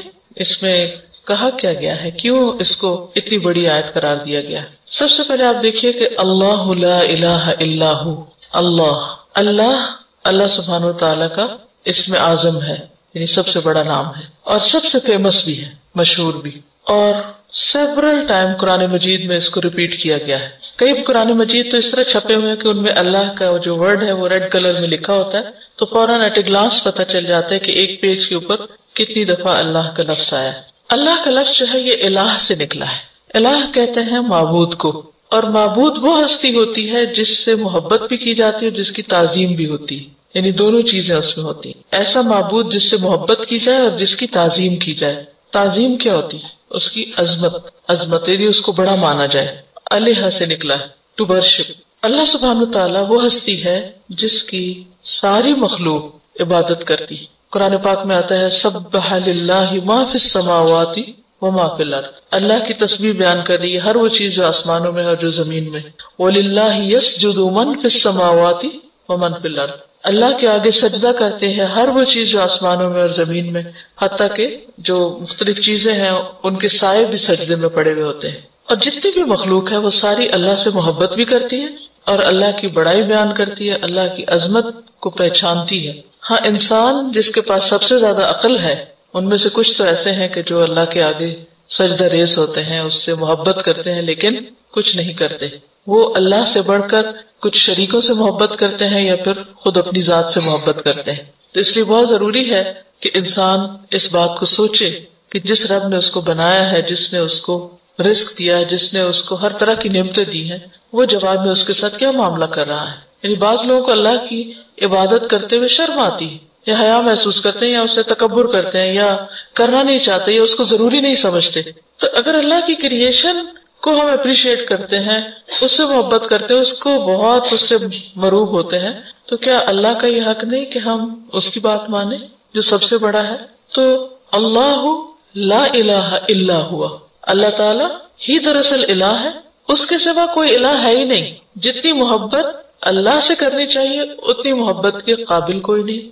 جتنی عظمت یعنی بڑائی ہمارے دل میں اللہ کی ہونی چاہیے، ایسی بڑائی کسی اور کی نہیں ہونی چاہیے. ہم سب کو غور کرنا چاہیے، سوچنا چاہیے کہ کیا اپنے اندر جھانک کے دیکھنا چاہیے، محسوس کرنا چاہیے کیا واقعی ہمارے اندر اللہ سبحانہ وتعالیٰ کی ایسی محبت ہے؟ کیا سب سے بڑا ہم واقعی اسی کو سمجھتے ہیں؟ تو اللہ لا الہ الا ہوا، مگر وہی، کوئی الہ نہیں مگر وہی دراصل الہ ہے. کون؟ اللہ. تو یہ جو ہے لا الہ الا اللہ ہم عام طور پر کہتے ہیں نا، اصل میں یہ وہی کلمہ ہے، لیکن یہاں تاکید کے لیے اللہ کا لفظ پہلے آیا ہے کہ اللہ لا الہ الا ہو. تو اس میں سارے الہوں کو نگیٹ کر دیا گیا ہے ایکسپٹ اللہ سبحانہ وتعالی. کیوں؟ اللہ کے سوا کسی اور کی عبادت کیوں نہیں کرنی چاہیے؟ کوئی اور معبود کیوں نہیں؟ کیا وجہ ہے؟ اللہ تعالیٰ نے اس آیت الکرسی میں یہی تو بتایا ہے کہ کسی اور کی عبادت کیوں نہیں کرنی چاہیے، صرف اللہ کی کیوں کرنی چاہیے. کیونکہ اللہ تعالیٰ کی جو صفات ہے، اللہ تعالیٰ کی جو ذات ہے اور اس کی جو صفات ہے، اس جیسی نہ کسی کی ذات ہے نہ کسی کی صفات ہے، نہ اس جیسے کمالات ہیں کسی کے اندر اور نہ اس جیسی خوبیاں، وہ صرف اسی کے اندر ہے. تو سب سے پہلے کون سی ہے؟ الحی، پھر ہے القیوم. الحی ایور لیونگ، ہمیشہ ہمیشہ زندہ رہنے والا. القیوم پروٹیکٹر، سسٹینر، قائم رکھنے والا. دنیا میں جو کچھ بھی ہے اسی کے دم سے ہے. اگر کسی کے پاس زندگی ہے تو وہ بھی اسی نے دی، اگر کسی کے پاس کوئی طاقت ہے تو اسی نے دی، اگر کسی کے پاس کوئی اختیار ہے تو اسی نے دیا. سب کچھ اسی سے ملتا ہے. تو یہ دو نام جو ہیں اللہ تعالیٰ کے، ان کو اللہ کے ناموں کو کیا بولتے ہیں؟ اسماء الحسنى، الاسماء الحسنى. تو یہ دراصل مین آپ یہ کہنا چاہیے کہ اللہ تعالیٰ کی مین صفات ہیں. ایک ہوتا ہے نا کہ جنرل کوالٹیز، لیکن یہ بہت ہی بنیادی قسم کی کوالٹیز ہیں کیونکہ یہ اس کے کمال پر دلیل ہے. اللہ کے سوا کوئی ایک ہستی بتائیے کہ جو ہمیشہ زندہ رہے، جو ہمیشہ سے اور ہمیشہ باقی رہے، ہے کوئی؟ کل من علیہا فان ویبقى وجہ ربک ذو الجلال والاکرام. اسی طرح اللہ کے سوا کوئی ہستی ایسی نہیں کہ جو خود زندہ ہو تو بھی کسی بھی طرح دوسروں کو قائم رکھ سکے، دوسروں کے لیے سہارا بن سکے، کیونکہ سب ویک ہیں. آپ جس کا بھی سہارا لیتے ہیں، آپ دیکھیں کہ بچپن میں بچے ماں باپ کا سہارا لیتے ہیں، لیکن بہت دفعہ ایسا ہوتا ہے کہ ماں باپ یہ بیمار پڑ جاتے ہیں یا فوت ہو جاتے ہیں یا کسی وجہ سے چھوڑ دیتے ہیں. ابھی کل ہی مجھے کوئی بتا رہا تھا کہ ینگ کپل، 2 بچے چھوٹے چھوٹے، ایک شاید 2 سال کے اور ایک شاید 3-4 مہینے یا کچھ ایسے، بہت ہی چھوٹے بچے. ماں فوت ہو گئی اچانک. اب باپ بالکل ینگ سا لڑکا ہے، وہ ہر ایک کو کہتے ہیں یہ بچے لے لو، میں نہیں رکھ سکتا. ظاہر ہے اور شادی کرے گا. اب وہ بالکل معصوم بچے ہیں، ماں فوت ہو چکی ہے. اب وہ فیملی اور جو رحم کھانے والے لوگ ہیں وہ سوچ رہے ہیں کہ کوئی ہے جو ان بچوں کو لے لے. کیا کوئی اتنی آسانی سے اپنے بچے دیتا ہے؟ نہیں دیتا. کوئی ماں اپنے بچے کو دے گی؟ اگر ماں زندہ ہو اس وقت تو اپنا بچہ کسی کو ہاتھ بھی نہ لگانے دے. ماں خود تکلیف اٹھاتی ہے اور بچے کو آرام دیتی ہے. دنیا میں جتنی بھی محبت ہیں ان سب کے اندر جیلسیز آ جاتی ہیں, ان سب کے اندر مقابلے بازی آ جاتی ہے, ان سب کے اندر ڈیلز آ جاتی ہیں. تم نہیں کرتے مجھ سے محبت تو میں بھی نہیں کرتی. لیکن ماں اور بچے کی محبت ایسی ہوتی ہے کہ جس میں کوئی کسی قسم کی ڈیل نہیں ہوتی. صرف واحد رشتہ ایسا ہے پیرنٹس کا جو یہ چاہتا ہے کہ ہمارا بچہ ہم سے زیادہ اچھا بنے. دنیا میں کوئی اور رشتہ ایسا نہیں کہ جو یہ چاہے کہ تم مجھ سے زیادہ اچھے بن جاؤ. عام طور پر آپ دیکھیں کہ جیسے دو دوست ہوتے ہیں یا ہسبینڈ وائف ہوتے ہیں یا بہن بھائی ہوتے ہیں, اور بہن بھائیوں کے آپس میں کتنی بھی بنتی, کتنی بھی دوستی, کیا کوئی بہن بھائی یہ چاہتا ہے کہ میرا بھائی مجھ سے آگے نکل جائے؟ نہیں چاہتے نا. یہ صرف ماں باپ ہوتے ہیں جو ہمیشہ یہ کہتے ہیں کہ ہمارے بچے ہم سے آگے نکل جائے, اور اگر نکل جائے تو خوشی سے بتاتے ہیں یہ ہمارا بچہ ہے, ہمارا بیٹا ہی, یہ میں اس کی ماں ہوں. تو یہ اللہ سبحانہ و تعالیٰ کا ایک بہت بڑا کرم ہے, بہت بڑی نوازش ہے کہ اس نے ہمیں انسانوں کے حوالے نہیں کیا. وہ ایک ماں نہیں 70 ماں سے بڑھ کے پیار کرتا ہے. ماں مر سکتی ہے, اللہ تعالیٰ ہمیشہ زندہ رہتا ہے. مائیں چھوڑ جاتی ہیں, اللہ تعالیٰ اپنے بندے کو نہیں چھوڑتا. الحی القیوم, اس کی زندگی کیسی زندگی ہے؟ کامل. ہمیں جو زندگی ملی ہے یہ کیسی ہے؟ ناقص, تھوڑے عرصے کے لیے, پھر ہم سب کو فوت ہو جانا ہے. وہ ایسی زندگی رکھتا ہے جس میں موت ہے ہی نہیں. حی لا یموت, پڑھتے ہیں کبھی آپ؟ حی لا یموت, زندہ ہے جو کبھی بھی نہیں مرے گا, ازلی ہے, ابدی ہے, اول ہے, آخر ہے. تو اس سے کیا پتا چلتا ہے کہ اس کے پاس زندگی کا کمال ہے, یعنی زندگی اپنی کامل شکل میں ہے. تو جس کی زندگی کامل ہو اس کا علم بھی کامل ہوگا, سب سے زیادہ ہوگا. اس کی قدرت بھی کامل ہوگی, اس کی سمع اور بصر بھی کامل ہوگی. اگر ہم سنتے ہیں دیکھتے ہیں تو ہماری سمع و بصر ناقص ہے, تو ہم اللہ کا مقابلہ نہیں کر سکتے, کوئی اور ہستی نہیں کر سکتی. کیونکہ جتنے بھی دیکھنے والے ہیں وہ کیسے دیکھتے ہیں؟ تھوڑی دیر دیکھتے ہیں, پھر نظر کمزور رہتی, پھر اینک لگاتے, پھر اینک بھی کام کرنا چھوڑ دیتے ہیں. لیکن اللہ سبحانہ وتعالی وہ تو لمحے بھر کے لیے ان کو اونگ بھی نہیں آتی کہ وہ آنکھ بند کرے, وہ دیکھنے سے غافل ہو. اسی طرح سننے سے, کیونکہ جب ہم سونے لگتے تو ہمارے کان بند ہو جاتے, چاہے شور ہوتا رہے ہمیں نہیں سنتا پھر. تو اس لیے اللہ سبحانہ وتعالی زندہ ہے, قائم رہنے والا ہے, قائم رکھنے والا ہے. تو ہمیں کیا کرنا چاہیے؟ اسی کی عبادت کرنی چاہیے, اسی پر بھروسہ رکھنا چاہیے. پھر آپ دیکھیے کہ اللہ سبحانہ وتعالی کے جتنی بھی صفات ہیں یا جتنے بھی اللہ کے نام ہیں, اللہ کے نام جو ہے وہ دراصل اللہ تعالیٰ کی صفات ہے. اس کے برعکس ہم مخلوق کے جو نام ہوتے ہیں وہ ہماری صفات نہیں ہوتی. مثلاً اگر میرا نام فرحت ہے تو ضروری نہیں کہ میں ہر وقت خوش ہی رہوں, یا مجھے دیکھ کر لوگوں کو خوشی ہو ہمیشہ. انہیں غصہ بھی آ سکتا ہے, وہ جیلس بھی ہو سکتے, کچھ بھی ہو سکتا ہے. لیکن اللہ سبحانہ وتعالیٰ کے جو نام ہیں وہ اس کی صفات ہیں, وہ ایسے ہی نہیں نام رکھ دیے گئے. باقی تمام چیزوں کے نام کس طرح رکھتے ہیں ہم؟ کیسے رکھتے ہیں نام؟ جو نام اچھا لگتا ہے, کول لگتا ہے, کوئی نیا لگتا ہے, انوکھا لگتا ہے. بہت سے لوگ تو یہ زحمت ہی نہیں کرتے کہ میننگ بھی جانے, پھر جب رکھ بیٹھتے ہیں پھر کوئی کہتے ہیں یہ کیا نام رکھا, اس کا تو مطلب بھی ٹھیک ہے, پھر نام چینج کرتے رہتے ہیں. لیکن اللہ سبحانہ وتعالیٰ کے نام ایسے نہیں ہیں, اس کے سارے نام صفاتی ہیں, اور ان ناموں سے اس کی پہچان ہوتی ہے. وہ اس کی کسی نہ کسی خاص صفت, اس کے کمال, اس کی معرفت, اس کے بارے میں ہم کو بتاتے ہیں. اب آپ دیکھیے کہ جب بھی آپ اللہ کا کوئی نام پڑھیں تو دو چیزیں ذہن میں رکھیں. ایک یہ ہے کہ اس کے بارے میں نالج ہو ہمیں کہ اس کا مطلب کیا ہے. الحی کا کیا مطلب ہے؟ جیسے میں نے بھی آپ کو بتایا کہ زندگی اور کامل زندگی اور جس میں کوئی موت ہے ہی نہیں, ٹھیک ہے نا. تو یہ تو ہمیں پتہ چل گیا. تو اس کے بعد پھر جب ہم جان لیں کہ اللہ تعالیٰ ایسے ہیں تو دوسری چیز ہے کہ پھر ہمیں کیا کرنا چاہیے, ہمارا کیا معاملہ ہونا چاہیے, ہمارا سلوک کیا ہونا چاہیے, اس کے مطابق ہمارے طرز عمل میں کیا تبدیلی آنی چاہیے. جب ہم یہ جان لیں کہ اللہ ان اللہ حی لا یموت, اور اللہ کے سوا سب مرنے والے, اور کوئی بھی باقی نہیں رہے گا. Nobody will remain on this earth. Even after 50 years, 100 years, all of us will be gone away.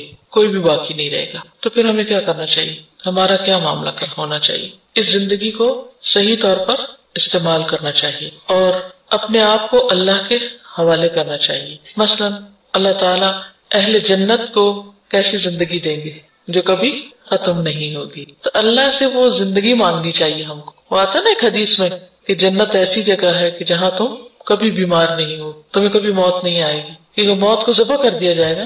نبی صلی اللہ علیہ وسلم جب رات کو سونے کے لیے آتے تو ایک دعا پڑھتے تھے, اللہم لک اسلمت وبک آمنت وعلیک توکلت وإلیک انبت وبک خاصمت اللہم انی اعوذ بعزتک لا الہ الا انت ان تضلنی انت الحی الذی لا یموت والجن والانس یموتون. کبھی یہ دعا پڑھی ہے، مانگی ہے، سنی ہے؟ اللہم لک اسلمت، اللہ میں تیرے ہی لیے اسلام لایا، کوئی اور نیت نہیں. وبک آمنت، تجھ پر ہی میں ایمان رکھتا ہوں. وعلیک توکلت، تجھ پر میں بھروسہ رکھتا ہوں. والیک انبت، اور تیری ہی طرف میں رجوع کرتا ہوں. وبک خاصمت، اور تیرے ہی نام کے ساتھ میں جھگڑتا ہوں، دفاع کرتا ہوں اپنا. اللہم انی اعوذ بعزتک، اے اللہ میں تیری عزت کی پناہ چاہتا ہوں، یہ اس کی پناہ میں آتا ہوں. لا الہ الا انت، تیرے سوا کوئی الہ نہیں. کس بات سے بنا لیتا؟ ان تضلنی، کہ تو مجھے بھٹکا دے، یعنی میں تیرے پاس آتا ہوں تو مجھے پناہ دے، تیرا سہارا مجھے ملے کہ میں کہیں بھٹکوں نہیں. انت الحی، تو زندہ ہے. الذی لا یموت، جو کبھی نہیں مرے گا. والجن والانس یموتون، اور جن و انس سارے کے سارے مر جائیں گے. مسلم میں یہ حدیث آئی ہے. ٹھیک ہے، بہت خوبصورت دعا ہے کہ اللہ میں اپنے آپ تیرے حوالے کرتا ہوں، تجھ پر ایمان رکھتا ہوں، تجھ پر بھروسہ کرتا ہوں، اور تیرے ہی پاس سے بٹ کے آتا ہوں کہ اللہ میں جو بھٹکنا نہیں ہے تو مجھے بھٹکنے سے بچا لینا، کیونکہ تو زندہ ہے اور باقی سب مر جائیں گے. سمجھ آ رہی کنیکشن کس طرح اللہ سے بنتا ہے آیت الکرسی کے ذریعے؟ کہ اللہ زندہ ہے اور باقی سب نے مر جانا ہے، تو پھر ہمارا معاملہ کیا ہونا چاہیے؟ بندوں پہ بھروسہ کریں، اللہ پہ بھروسہ کریں. اسی لیے آپ دیکھیں کہ جب بعض خواتین جب ان کے شوہر فوت ہو جاتے ہیں تو ان کی حالت قابل رحم ہوتی ہے. ٹھیک ہے، ایک شخص کی جدائی کا غم ضرور ہونا بھی چاہیے، کہ اللہ نے ہمیں سنگ دل نہیں ہونا ہے کہ ہم آنسو نہ بہائیں کسی کے لیے، لیکن یہ نہیں کہ اپنی زندگی کھپا دے، گنوا دے اور اللہ کی نعمتوں کی ناقدری اور ناشکری کرنا شروع کر دیں. اس وقت کیا سوچیں، کیا چیز انسان کو سہارا دے سکتی، کون سا خیال، کون سا ایمان اور کون سا توکل اور کون سا یقین؟ انت الحی الذی لا یموت والجن والانس یموتون. سب نے مر جانا، تو نہیں مرے گا، اس لیے میں تیرا سہارا چاہتی ہوں، تیری پناہ میں آتی ہوں. کیا انسان کو ایسے سہارے کی ضرورت نہیں ہے؟ نا، انسان کی الٹیمیٹ خواہش یہی ہوتی ہے نا، اس کے اندر کی ایک طلب ہے، یہ تڑپ ہے، اس کی ضرورت ہے کیا کہ کوئی ایسا مل جائے کہ جس پر میں ڈیپینڈ کروں، جو مجھے کبھی دھوکہ نہ دے. ہوتا نا، ہم کیوں روتے ہیں، کیوں اداس رہتے ہیں، کیوں پریشان رہتے ہیں؟ جب لوگ ہمیں دھوکہ دے جاتے ہیں، یا لوگ ہمیں چھوڑ جاتے ہیں، یا لوگ ہمیں ساتھ نہیں دیتے، نقصان دیتے ہیں، تب اس وقت ہمیں رونا آتا ہے نا. جتنے بھی ڈپریشن ہے، غم ہے، دکھ ہے، تکلیف ہے، ان سب کی وجہ یہی ہے کہ ہم نے اللہ کو چھوڑ کر بندوں پر بھروسہ کیا ہوا ہے، ان کو خدا بنایا ہوا ہے. جس کو اللہ پر بھروسہ ہوگا، جس کو اللہ پر یقین ہوگا، وہ کہے گا جب کوئی ساتھ چھوڑے گا، جب کوئی دھوکہ دے گا، جب کوئی پریشان کرے گا، بندہ کہے گا حسبی وکفا سمع اللہ لمن دعا، کافی ہے میرے لیے، حسبی کافی ہے، وکفا اور کافی ہو گیا، سمع اللہ اللہ نے سن لی، لمن دعا ہر اس شخص کی دعا جس نے اس کو پکارا، وہ ہے نا سننے والا. اس طرح ہم ختم ہو جاتے ہیں نا. تو اللہ کی پہچان، اللہ کی معرفت، اور خصوصاً آیت الکرسی، اس سے ہمیں اللہ سبحانہ وتعالیٰ کے ساتھ ایک کنیکشن بنتا ہے، ہمارا ایک تعلق بنتا ہے. پھر قیوم ہے، قیوم کا لفظ ہے نا، یہ قام یقوم سے کھڑے ہونا، 3 جگہ پر آیا ہے قرآن پاک میں، سورۃ آل عمران میں، سورۃ طٰہٰ میں. اللہ سبحانہ وتعالیٰ کے معاملے میں قیوم کا کیا معنی ہے؟ کہ وہ جو سیلف ایگزسٹنٹ ہے، خود قائم ہے، کسی کے سہارے پہ نہیں کھڑا. اپنی مخلوق میں سے اسے کسی کا سہارا نہیں چاہیے، ہر چیز سہارا لے کے کھڑی ہوتی، اور سب اس پر سہارا لے رہے ہیں، سب اس پر بھروسہ کرتے ہیں، سب اس پر ڈیپینڈ کرتے ہیں. ٹھیک ہے نا. He doesn't need anybody. He is independent, self-existent. جبکہ everyone else، ہر دوسرا شخص depends on him، اس پر ڈیپینڈ کرتا ہے. یہ فرق ہے، سمجھ آئی؟ اب جس کو یہ پتا چل جائے کہ اللہ القیوم ہے اور ساری مخلوق اس پہ سہارا لے رہی ہے، تو پھر ہمیں کیا کرنا چاہیے؟ اپنے ہر معاملے میں ہمیں بھی اللہ پہ بھروسہ کرنا چاہیے، اللہ کی طرف رجوع کرنا چاہیے، اور مخلوق سے اپنے دل کو منقطع کر لینا چاہیے، اور اس سے دعائیں مانگنی چاہیے. قرار آ جائے گا، خوشی آئے گی دل میں جب یہ پتا چل جائے کہ میرا ہے، کوئی ہے میرا. دیکھیں کہ جب انسانوں کے بارے میں آپ سوچتے ہیں نا، تو پھر آپ کہتے ہیں اچھا اس نے فلاں وقت میں یہ کہا تھا، اس نے یہ کیا تھا میرے ساتھ، اس نے یہ زیادتی کی تھی، اس نے. حتیٰ کہ ماں باپ کے بارے میں بھی بچوں کے دل میں کسی ٹین ایجر کو بلا کے پوچھے کیا خیال ہے تمہارا اپنے امی ابو کے بارے میں، کیسے ہیں وہ، پھر آپ دیکھیں وہ آپ کو کیا کیا بتائیں گے. کل پرسوں ایک بچی نے مجھے لکھا اپنی مدر کے بارے میں کہ وہ سمجھتی ہیں کہ وہ اس دنیا کی ہیرو ہیں، ساری دنیا ان کے سہارے چل رہی. تو بچے ایسے سوچتے ہیں ماں باپ کے بارے میں، حالانکہ ماں باپ ان کے لیے کیسی کیسی قربانیاں کرتے ہیں، لیکن اگر چھوٹی سی بات سے منع کر دیں یا کچھ بھی، ایک دم خلاف ہو جاتے ہیں. اور میرے ماں باپ نے یہ کیا، انہوں نے وہ کیا. ہر ایک کو شکایتیں ہیں ماں باپ سے، کسی نہ کسی قسم کی ضرور شکایت ہے، اور یہ بہت تکلیف دہ بات ہے. تو انسان ان ماں باپ سے بدظن ہو جاتا ہے. کچھ لوگ ہوتے ہیں جو کسی پر ٹرسٹ نہیں کر سکتے، ان کی زندگی کتنی حرام ہو جاتی ہے. کچھ لوگ ہوتے ہیں کہ وہ کسی کو اپنے دل کی بات نہیں کہہ سکتے، ہوتے ہیں نا. تو اگر کسی کو القیوم کی پہچان ہو جائے تو ان کا کانفیڈنس بحال ہو جائے. وہ ایک ہے جس پہ میں بھروسہ کر سکتا ہوں، جو مشکل وقت میں میری مدد کرے گا، وہ میرے لیے آسانی پیدا کرے گا. جب یہ یقین اور اطمینان ہوتا ہے تو آپ بڑے سے بڑے کام میں ہاتھ ڈال دیتے ہیں نا، تو پھر آپ مطمئن رہتے ہیں. مثلا آپ نے بیٹی کو رخصت کرنا اور آپ کو پریشانی لگی ہوئی کہ پتہ نہیں اس کا کیا بنے گا، اور یہ فکر کھائے جا رہی ہے، لیکن جب آپ یہ کہیں کہ نہیں، میں نے تو اللہ کے بھروسے پہ میں یہ کام کر رہی ہوں، اپنی طرف سے میں نے کر لیا جو بھی بندوبست کرنا تھا، میں اللہ کے بھروسے پہ کام کر رہی ہوں، تو نتیجہ کیا ہوگا؟ اچھا ہوگا. اور جو قسمت میں وہ تو سامنے آنا ہی ہے، لیکن اپنا دل ایک اطمینان میں ہوگا کہ اللہ کے ہر فیصلے میں خیر ہے. دس از پارٹ آف لائف. تو کرنے کا کام یہ ہے کہ توکل علی اللہ، اللہ پہ بھروسہ کرو اور مخلوق کے بھروسے کو چھوڑ دو. نبی صلی اللہ علیہ وسلم کی کوئی دعا بتائیے مجھے جس میں قیوم کا لفظ آتا ہو. یا حی یا قیوم برحمتک استغیث. اب آپ نے حی اور قیوم کا معنی سیکھ لیا آج. اب دعا مانگیے ذرا.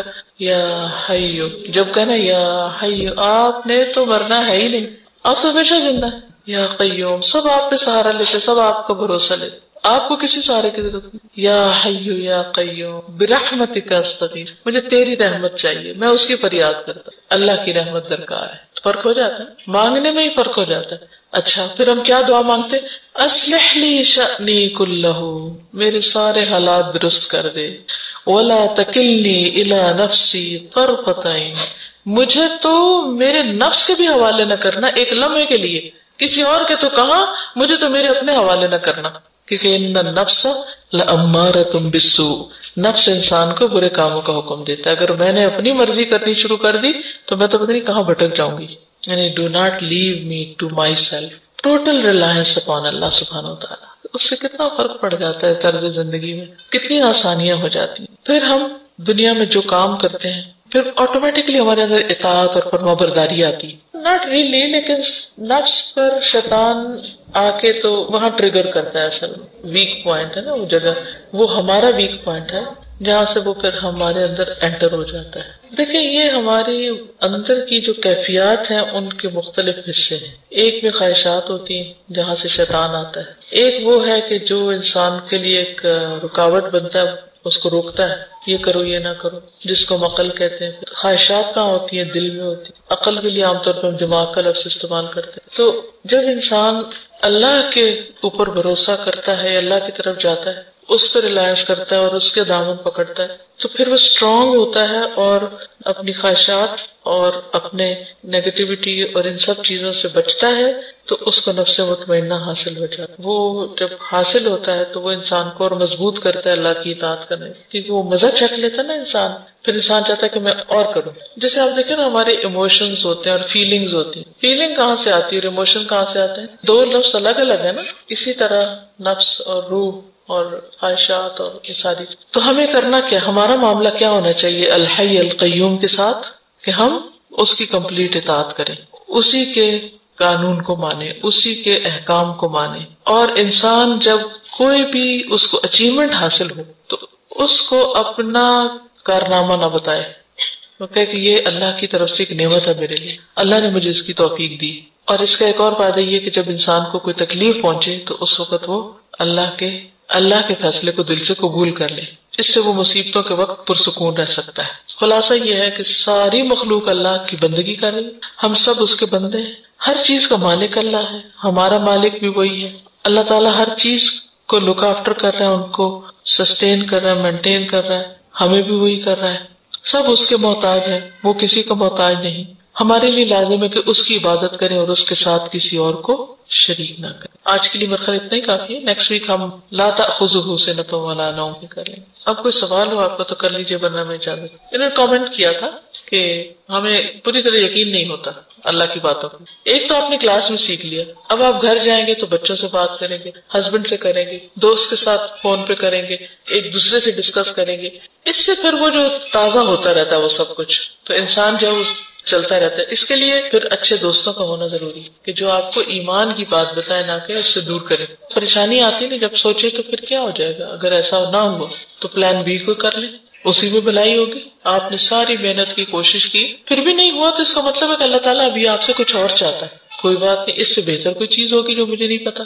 تو اس لیے ما اصابک لم یکن لیخطئک وما اخطأک لم یکن لیصیبک، جو تمہیں ملا نہیں وہ تمہارے لیے تھا ہی نہیں، اور جو تم مل گیا تمہیں وہ کسی اور کے لیے نہیں تھا، وہ تمہیں ہی ملنا تھا۔ یہی تو ہماری نامرادی ہے کہ ہم وہ نہیں کرتے جو ہمیں کرنا چاہیے تھا، اللہ نے تو وہ کر دیا جو اس کو کرنا تھا، تو پھر خسارے میں کون ہے جو نہ وہ کرے جو وہ چاہتا ہے اس سے، اور ہم کیوں نہیں کرتے؟ پھر وہی بات ہے، ہم نفس کے بندے ہیں، اللہ کے بندے بن جائے تو شوق سے کریں۔ ایمان جو ہے مضبوط ہوتا ہے، وہ شک نہیں رہتا دین کے معاملے میں، اللہ کے معاملے میں، اس کو اپنا ٹارگٹ بنا لے کہ میں نے یہ شک سے باہر آنا ہے۔ اب ہم اللہ سبحانہ وتعالیٰ کے ناموں کے بارے میں دیکھتے ہیں کہ جو اس آیت کے اندر آئے ہیں۔ سب سے پہلا نام کون سا ہے؟ اللہ، اور اللہ تعالیٰ کا ذاتی نام ہے، گڈ، اور سب سے مشہور بھی، greatest name and most famous. قرآن مجید میں بہت زیادہ ریپیٹڈلی آیا ہے۔ اللہ کا لفظ کس سے مل کر بنا ہے؟ یہ اس کا اصل کیا ہے؟ اس کی اوریجن کیا ہے؟ الہ، الہ، خاص معبود۔ دنیا میں لوگوں نے اپنے بہت سے معبود بنائے ہوئے، لیکن اصل معبود اللہ ہے، الہ، خاص الہ ہے، اور وہی عبادت کے لائق ہے۔ الہ وہ ہوتا ہے جس سے سب سے زیادہ محبت کی جائے اور بہت زیادہ اس کی تعظیم کی جائے، ریسپیکٹ کی جائے، ریگارڈ کیا جائے اس کا۔ جیسے بتوں سے لوگ محبت بھی کرتے ہیں اور بہت ان کا ریگارڈ بھی کرتے ہیں، عزت بھی کرتے ہیں، ٹھیک ہے۔ تو اللہ لا الہ الا ہو، کہ اور تو کوئی الہ ہے ہی نہیں، اگر ہے تو بس صرف اللہ ہی ہے۔ الحی، القیوم، الحی کیا معنی ہے؟ الحی کا زندہ ہے، ایور لیونگ، ہمیشہ سے زندہ ہے، ہمیشہ زندہ رہے گا۔ کل من علیہا فان ویبقى وجہ ربک ذو الجلال والاکرام، ہر چیز فنا ہونے والی ہے، ایک چیز جس کو فنا نہیں اور جس پر کبھی بھی موت نہیں آئے گی وہ اللہ رب العزت کی ذات ہے، الحی۔ اور الحی کا لفظ جو ہے حیات سے ہے، لائف سے۔ لائف اللہ کے سوا اور چیزوں کو بھی ملی ہے، مثلا انسان کو لائف ملی ہے، یا جانوروں کے اندر بھی لائف ہے، پلانٹس میں لائف ہے۔ فرق کس چیز کا ہے؟ اگر ہم کہتے ہیں اللہ زندہ ہے تو کہیں گے فلاں بھی زندہ ہے، تو کیا یہ شرک نہیں ہو گیا؟ اس کو بھی آپ نے زندہ کہہ دیا، وہ بھی زندہ ہے، یہ بھی زندہ ہے۔ تو صفت تو اصل تو اللہ کی صفت ہے، بندے کو یا کسی اور کو یہ صفت کہاں سے مل گئی؟ اس کی ذاتی ہے یہ صفت، ہمیں اس نے دی ہے، لیکن پھر بھی اگر دی ہے تو بیچ میں شریک نہیں ہو گئے کوئی اور چیزیں جن کو مل گئی یہ صفت؟ یعنی اللہ کی صفت بھی ہے اور کچھ اور مخلوق کی بھی ہے۔ تو ہم تو کہتے ہیں کہ ہم اللہ کی صفات میں بھی کسی کو شریک نہ کریں، تو اگر ہم کسی اور کو کہیں گے کہ اس کو وہ بھی زندہ ہے تو یہ تو شرک نہ ہو گیا؟ آپ کو میرا سوال سمجھ آ رہا ہے؟ ازلی ابدی، دو لفظ لکھیں، حی، ازلی ابدی، ہمیشہ سے ہے، ہمیشہ زندہ رہے گا، ہمیشہ سے زندہ، ہمیشہ زندہ رہے گا۔ کوئی اور اللہ کے سوا ایسا ہے جو ہمیشہ زندہ رہے گا؟ نہ ازلی ہے نہ ابدی ہے، فرق ہو گیا نا خود ہی، ٹھیک ہے۔ ایک تو آپ نے یہ دیکھا، دوسرا یہ ہے کہ اس کی حیات میں جو صفات ہے وہ کامل ہے۔ حیات کی صفات کون سی ہیں، اوصاف کون سے ہیں؟ کیسے پتہ چلتا ہے کوئی چیز زندہ ہے؟ زندہ چیز موو کرتی ہے، اس کی سانس آتی ہے، گڈ، اور وہ دیکھتا ہے یا سنتا ہے۔ کیسے ٹیسٹ کرتے ہیں کوئی زندہ ہے؟ انہی چیزوں سے کرتے ہیں نا، ظاہری۔ ڈاکٹروں والی چیکنگ نہیں کہ دماغ مر گیا، دل مر گیا، کیا مر گیا کیا نہیں، ظاہر میں جو علامات ہیں۔ تو آپ دیکھیں کہ جن چیزوں پر زندگی کا انحصار ہے، جو زندگی کی علامات ہیں وہ بھی اللہ میں کامل ہیں، جبکہ انسان میں کامل نہیں ہے، ناقص ہے۔ اچھا یہ بتائیے کہ الحی جو ہے یہ کون سے ناموں میں سے ہے؟ اس میں اعظم میں سے ہے۔ جن ناموں کے ساتھ اللہ کو پکارا جائے تو کیا ہوتا ہے؟ دعا قبول ہوتی ہے۔ ہاں، جو کہنے کی بات تھی، خلاصہ یہ تھا کہ اللہ اور غیر اللہ کے درمیان صرف یہ ظاہری مماثلت ہے حیات کی، حقیقی نہیں۔ ہمارے پاس جو زندگی ہے وہ حقیقی نہیں، پرماننٹ نہیں، صرف جو زندگی کی علامات ہوتی ہیں ان میں سے کچھ علامات ہمارے اندر ہیں تو ہمیں زندگی نظر آ رہی ہے، ورنہ ہماری زندگی عارضی زندگی ہے، غیر حقیقی زندگی ہے۔ اللہ کے پاس جو حیات ہے وہ اصل حیات ہے، جیسے اس میں شرک کی کوئی بات نہیں۔ اب آپ دیکھیے کہ آپ یہ کہہ سکتے ہیں کہ جنت میں تو انسان ہمیشہ زندہ رہے، تو پھر کہہ سکتے ہیں نا، کوشچن آتا ہے نا مائنڈ میں، تو اگر جنت میں ہمیشہ زندہ رہیں گے تو پھر کہیں شریک تو نہیں ہوں گے؟ اس کو کیسے ریپیٹ کریں گے؟ ازلی اور ابدی دونوں۔ اگر انسان کو خالدین فیہا ابدا، ابدیت ملنے بھی والی ہے تو ازلیت تو نہیں تھی نا۔ دوسری بات یہ ہے کہ اللہ لائف کریٹ کرتا ہے، انسان خود سے نہیں لائف کریٹ کر، ہمیں جو ملی ہے ملی ہوئی ہے، اس کی ذاتی ہے. وہ دعا یاد ہے کسی کو؟ اللہم لک اسلمت وبک آمنت وعلیک توکلت وإلیک انبت وبک خاصمت اللہم انی اعوذ بعزتک لا الہ الا انت ان تضلنی وانت الحی الذی لا يموت والجن والانس يموتون. یہ ہے فرق، یہ ہے خلاصہ. انت الحی الذی لا يموت والجن والانس يموتون. سب مر جائیں گے، آپ کو موت نہیں. اصل زندگی تو اللہ کے پاس ہے، تو اللہ کی. دوسری صفت کیا تھی؟ القیوم. قیوم کا کیا معنی ہوتا ہے؟ قائم رہنے والا، قائم رکھنے والا. قام یقوم سے، قام یقوم ٹو اسٹینڈ، کھڑے ہونے کے لیے استعمال ہوتا ہے. کسی بھی چیز کو کھڑے ہونے کے لیے سہارے کی ضرورت ہے. مثلاً اس کو کھڑے ہونے کے لیے، اس کو کھڑے ہونے کے لیے، اور چیزوں کو سہارا چاہیے نا. ایک بچے کو کھڑا کرنا ہوتا ہے جب سہارا چاہیے، پودے کو کھڑا کرنے کے لیے جب وہ ساتھ چاہیے، اس پھول کو کھڑا ہونے کے لیے، اس پانی کو کھڑا ہونے، ہر ایک کو کیا چاہیے؟ سہارا. اللہ ایسا قیوم ہے جس کو کسی کا سہارا نہیں چاہیے. یہ فرق ہے. وہ کسی پر ڈپینڈ نہیں کرتا، انڈیپینڈنٹ ہے، سیلف ایگزسٹنٹ، جبکہ ہم دوسروں پر ڈپینڈنٹ ہیں. اچھا، پھر اسی طرح یہ ہے کہ اللہ سبحانہ وتعالی اگر القیوم ہے، بھروسہ اور یقین اور ڈیپینڈنس کہ مجھے میرے نفس کے حوالے نہ کرنا. اللہ تعالیٰ میں تیرے اوپر ڈیپینڈ کروں لیکن نہ کہ اپنے اوپر کروں. اور وہ دعا بھی مانگتے نا، یا حی یا قیوم برحمتک استغیث اصلح لی شأنی کلہ ولا تکلنی الی نفسی طرفۃ عین. صرف پلک جھپنے کی دیر بھی میں اپنے اوپر ڈیپینڈ نہ کروں، اپنے اوپر ریلائے نہ کروں، اپنے اوپر سہارا نہ لوں کہ میں کر لوں گی، یا میرے اندر ہے، یا میرے پاس ہے، یا میری طاقت ہے. کچھ بھی ہے، ہدایت ہے تو اللہ دیتا ہے، رزق ہے تو اللہ دیتا ہے، زندگی دے تو اللہ دیتا ہے، قائم رکھے ہو تو اللہ رکھے ہوئے. یعنی میں اپنی ہر چیز میں اس کی محتاج ہوں. ٹھیک ہے، تو اللہ لا الہ الا هو الحی القیوم. قرآن پاک میں بھی ہمیں کہا گیا نا، وتوکل علی الحی الذی لا يموت. یہ ایک اور چیز یاد رکھیے کہ یہ دونوں صفات ساتھ ساتھ کیوں آ رہی؟ الحی القیوم ساتھ ساتھ کیوں؟ کیونکہ جو زندہ ہے وہ قائم ہے، وہ زندگی دینے والا ہے، وہ قائم رکھنے والا. قیوم میں صرف قائم رہنے کا معنی نہیں، قائم رکھنے کا معنی بھی ہے. ٹھیک ہے، اور اسی سے پھر توکل کی بات ہم نے سیکھی کہ جب وہ قائم رکھے ہوئے تو ہم ڈیپینڈ اس سٹینڈ پہ نہ کریں، اس پہ نہ کریں، اس پہ نہ کریں. اچھا، ایک ہوتا ہے ہمارے مادی وجود. مثلاً اب مجھے اٹھنا ہے نا، تو میں کیسے اٹھوں گی؟ اس کا سہارا لوں گی کھڑے ہونے کے لیے، اس کا سہارا لوں گی. یہ میرے مادی وجود کو اس کی ضرورت ہے. ٹھیک، لیکن میں صرف میرا یہ بینگ نہیں ہے، اس کے اندر بھی ایک ہے، میری روح بھی ہے. اور کیا ہے؟ اندر میری روح ہے نا، دل دماغ ہے نا، میری سوچ نیت ارادہ ہے نا. تو ایسی صورت میں مجھے کیا کرنا چاہیے؟ اس کو بھی کسی سہارے کی ضرورت ہے یا نہیں؟ مشکل وقت میں کسی کی ضرورت ہے کہ میں کسی پر ڈیپینڈ، کوئی میرے کام آئے، کوئی میری مدد کرے. اس صورت میں کیا کرنا چاہیے؟ تو ہمیں قرآن مجید میں سکھایا گیا وتوکل علی الحی الذی لا يموت. اس پر توکل کرو جو زندہ ہے اور جس کو آگے کیا ہے؟ لا تأخذہ سنۃ ولا نوم. نہ اس کو اونگ آتی ہے اور نہ نیند آتی ہے. نیند ہماری ویکنس ہے کہ نہیں؟ ہم نیند کے آگے بے بس ہو جاتے ہیں یا نہیں ہو جاتے ہیں؟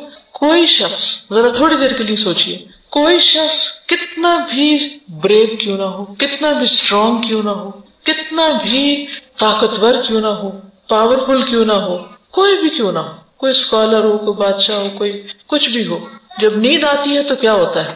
بیٹھا رہتا ہے، لیٹنا پڑتا ہے. ہم سب سے زیادہ اکڑ میں کب ہوتے ہیں؟ جب ہم کھڑے ہوتے ہیں. اس سے کم جب ہم بیٹھ جاتے ہیں، اور اس سے کم لیٹنا کس چیز کا سمبل ہے؟ عاجزی کا. جو لوگ سجدہ نہیں بھی کرتے نا، وہ بھی ان کو لیٹنا پڑتا ہے. جب کشتی میں پہلوان پچھاڑتا ہے تو کیا کرتا ہے؟ لٹا دیتا ہے نا. تو گویا نیند ہمارے لیے کیا ہے؟ پہلوان ہے جو ہم کو ہر روز ہرا دیتی ہے. ہر روز ہماری حقیقت ہمیں یاد دلاتی ہے کہ ہم بہت کمزور انسان ہیں. اور کچھ لوگ تو اگر وہ 8 9 10 گھنٹے نہ سوئے تو کام ہی نہیں کر سکتے.